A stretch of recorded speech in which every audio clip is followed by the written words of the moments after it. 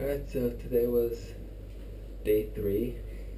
So today the goal was to see, what's that place called? Kawaputi, which is an old or an extinct volcano that has like a lake in it, right, or something. Yes, full of sulfur. Yeah, so it's like a sulfur lake. It's Indonesian for white crater. Yeah, so white crater.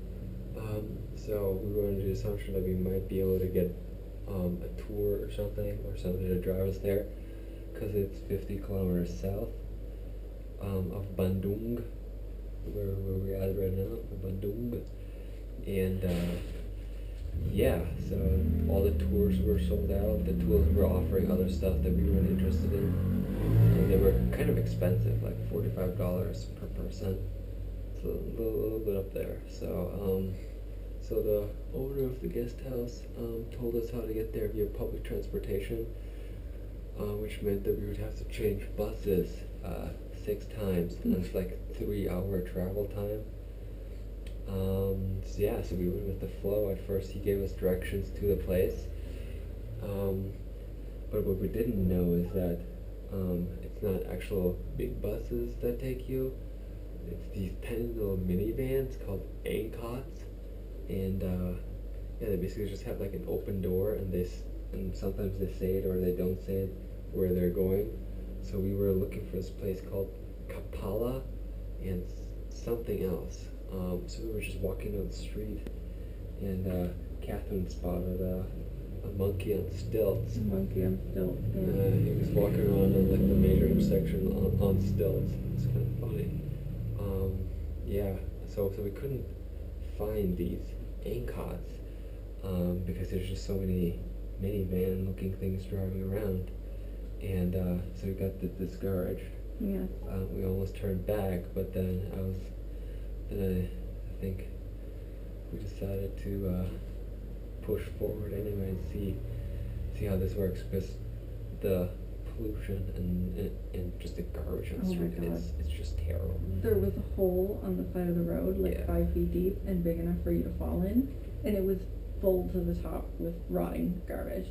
It stank. Yeah, so they basically just like put holes like into the sidewalk where they can dump their garbage. It's disgusting.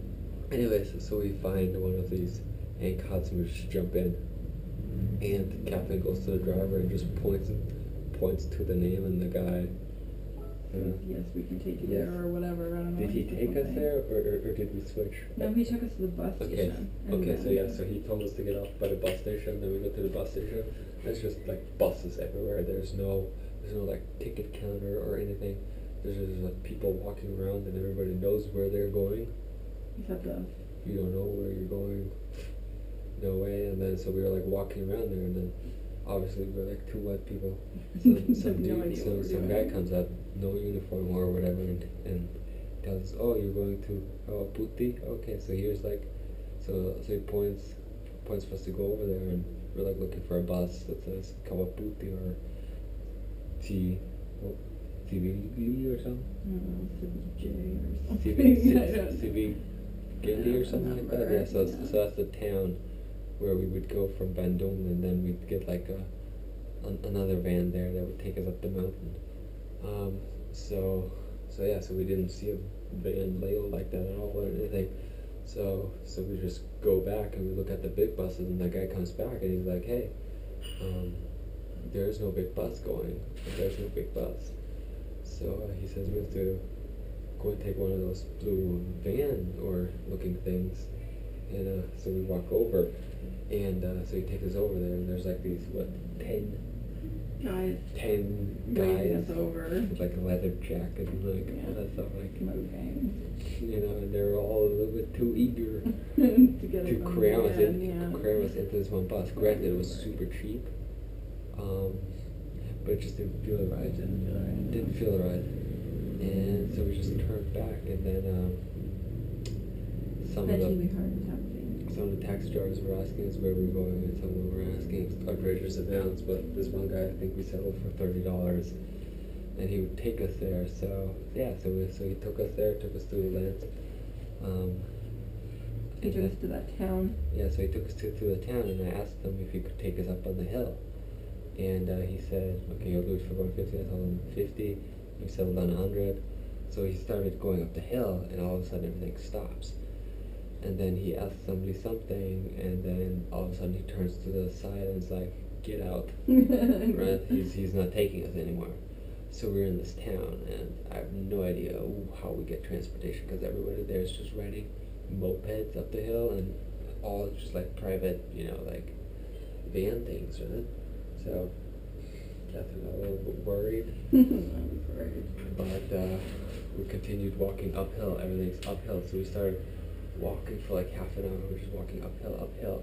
Just a pollution everywhere. Tons of traffic, filthy pollution and like, garbage on the side of the road. Yeah, we were walking like this wide, like literally like 2 or 3 feet wide between like the sewer ditch and where the cars and the mopeds. And the mopeds are driving right around you. Yeah, nobody's like driving one lane. Everyone's just like wedging through.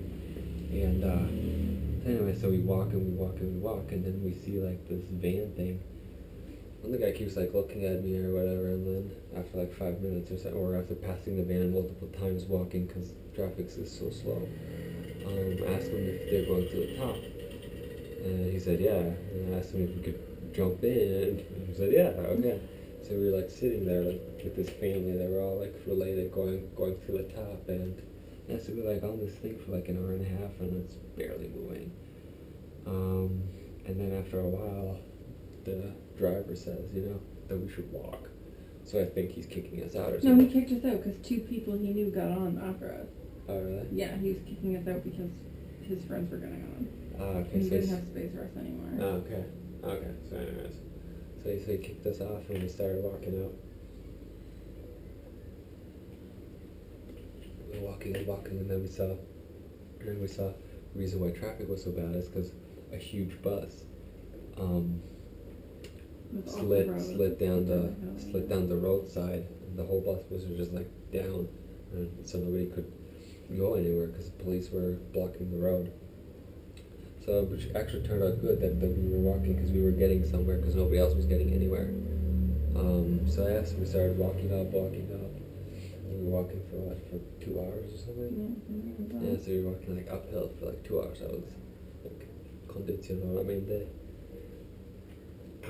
And then like we see like this another van, and then we ask them if we can go for a ride. Yeah, we get in. Yeah, we get in. Did we do it? They took us all the way to Kawaputi. Okay, so they took us all the way to Kawaputi. I think we rode with them for like the last 20 minutes. 20 minutes, yeah. Yeah, so we get to Kawaputi, and yeah, so apparently, entrance fee, and then they take you for like where they have like shuttle buses there that take you to the top. I don't think the shuttle buses have drivers either. I think you just get in and drive yourself. No, they have drivers. I didn't see drivers. Yes, they're all drivers. Yes. So we get in, or we stand in line, and then we see that family that we drove up with. Yeah, we ended up in the same. Yeah, so we drove up with them. Yeah. So that's kind of neat. And our driver was driving. That guy was driving so crazy. And we're talking no seatbelts, no That guy was redlining that thing. I thought the engine was going to go and we were going so fast, and there was like no doors. It's kind of like a three-seater minivan that's open, and that guy was just flying. Yeah. So we got up to the Crater Lake. That was great. Amazing. So then we decided to go back down. This was when we decided to go down at 2:30. So we get up there at 2:30.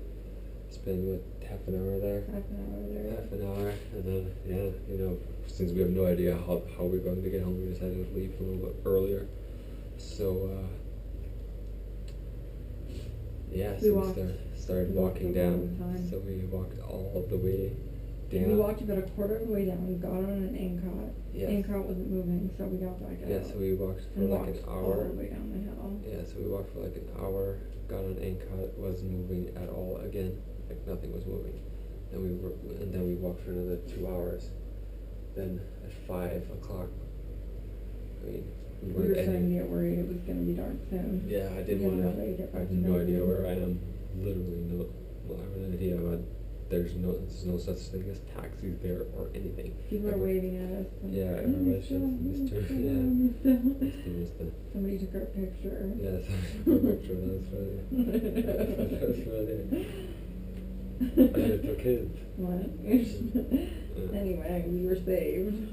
Anyways, so yeah, so we're like 5 o'clock, and I asked these people on the side of the road, if there's an ANCOT anywhere there, and they're like, no. They're like all pissed off. I think they just wanted to rent us a moped or something. No, and then this guy stopped on his scooter, and we were like, what, halfway down the mountain? It was starting to get dark already, and he said that he would take us both, which was really awesome. Yeah, that guy basically saved us. He drove us all the way down into town. He told us what bus to take. Yeah, he told us how to get He home. actually arranged an ANCOT for us to drive us to the next ANCOT that would take us into Bandung bus station. Yeah, that guy basically saved us. Tan. Yeah. Tan. Yeah, it was on Facebook. Yeah, that guy basically saved us. It was pretty adventurous day to say the least. Yeah. We got back here 7:30. We saw a vendor selling corn, and they were letting the cat lick the corn. No, they weren't letting it. The cat was just. She was there. watching. Well, it was just the little girl. It was the little girl, but then the little girl pushed the cat away. But there was a cat there that just like crawled up into the counter and was eating the corn. That's crazy. Oh my god, that is Very crazy stuff. Did you see? people on top of vans and trucks. No seatbelts or There's no anything, order. just sitting loose. It's just organized chaos, but the people help each other out. Like if somebody's like Yeah, stuck, they're pretty helpful. Yeah. like help each other out. Yeah. Nobody's out to scam you or anything. No, I mean, they're not. They're up against the pleasantries. Like there's not a lot of please, thank you, yes, no, but Yeah. they're very giving and helpful. For the most Yeah, part. Like, they are. it's just a different culture, I guess. Yeah, that's day 3. And then Yeah. tomorrow we go to yoga karta at 8:50. So, tomorrow's better. Great. Got the